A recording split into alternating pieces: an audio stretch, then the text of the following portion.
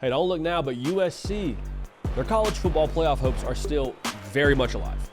If you're not a USC fan watching this, you're like, wait a second, hey, JD, didn't they just lose to Michigan like 5 minutes ago? Yes. However, this is the new college football. USC, look at their schedule. They are all the way in it. We'll talk about that right now, but first things first, make sure you are subscribed right here to the On3 YouTube channel. USC Trojan fans, had a lot of y'all get dialed in over the course of the last few months. We appreciate you for that. If you haven't yet subscribed, just, hey, arms wide open. Not to shout out Creed, but shout out Creed. Want y'all a part of this. We appreciate you for being dialed in.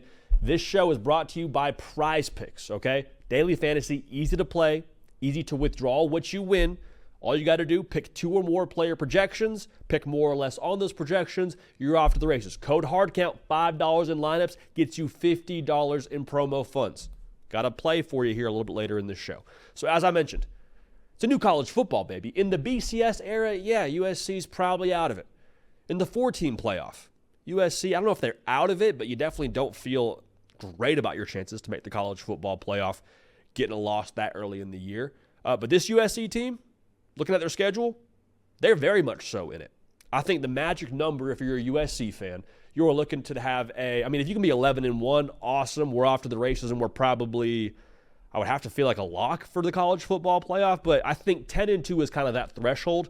Here's what they have left. They're at Minnesota, host Penn State now. That'll be a massive one. At Maryland, Rutgers, at Washington, Nebraska, at UCLA, and Notre Dame.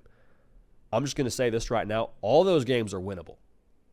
All those games are winnable. Nebraska, you circle probably just because of the way they're operating and how physical they are. Penn State, you definitely circle. Rutgers, like some of these games have progressively looked a little bit more intriguing as the season's worn on. How college football, pretty much how it goes. Like Rutgers, you didn't think was going to be as much of a test as they probably will be, but all I'm trying to say, the path is there.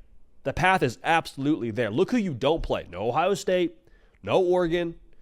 I think Notre Dame looks a lot more winnable after the loss they took to NIU. Like, okay, they're human. We knew they were human, but this is one that you feel a lot better about after, probably watching that tape.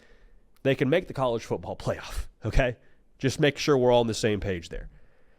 And there's one thing that I think gets talked about ad nauseum with USC, and I think it's a fair point to make because we've talked about it a lot on this show too. It's always if they can just get a defense, if they can just have enough to, hold up against those other offenses and have something to keep them in the game, great. That's a fair talking point. I 100% agree.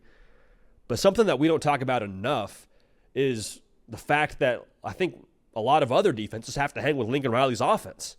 And I'll say this, no Caleb Williams. That's never a net positive to lose a Heisman Trophy winner at quarterback. But Miller Moss has been spinning it, right? This Lincoln Riley offense averaging now 34 points a game, over 460 yards of offense a game. Yeah, this is still the Lincoln Riley offense. You don't have Caleb Williams. Miller Moss is doing more than fine within the system. And it should be noted, too, we're seeing the actual Lincoln Riley offense. All right, last year, it was the Lincoln Riley offense featuring Caleb Williams and his ad-lib game and everything he does that's so special.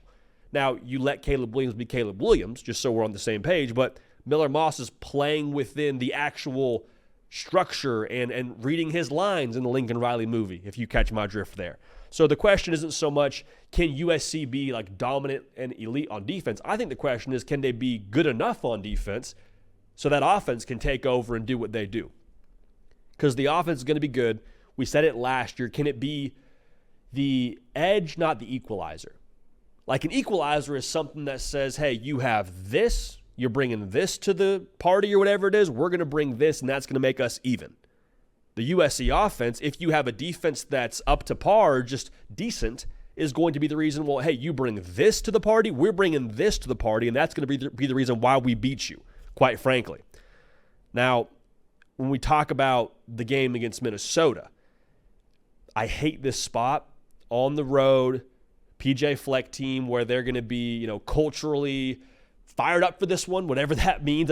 You know what I'm saying? Now they're one of those teams that's going to give you everything for 4 quarters. You're looking ahead to Penn State a little bit. Like there's a lot in play here that makes me nervous. I still think USC wins this football game, but this is one now where if USC can get this one, have some momentum, go and beat Penn State, at that point you're like, okay, whoa, hang on a minute here.